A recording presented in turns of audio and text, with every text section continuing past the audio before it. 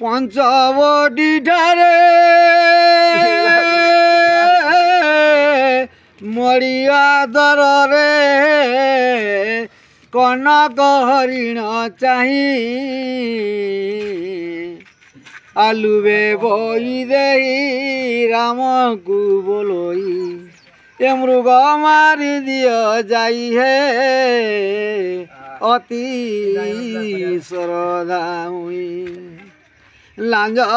चाउरी मु करी बई है अयोध्या देशे नहीं सीता वाणी शुणी प्रभु रघुमणि धनुषर कुधरिण मृगर पछरे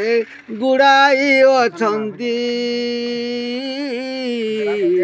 पलाए माया हरिण दे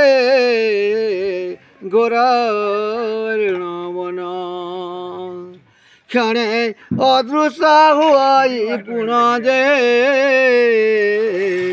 से तो माया हरिण